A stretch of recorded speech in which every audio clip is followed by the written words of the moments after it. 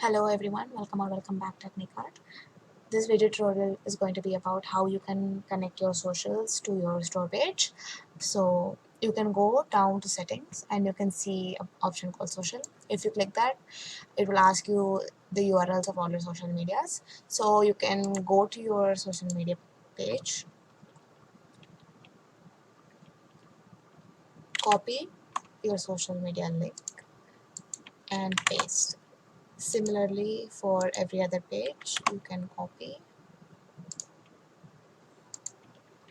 paste, copy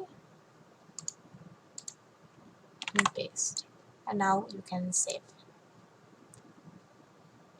After it shows you that social settings has been saved, you can go to bronze.agnicart.com, refresh it once,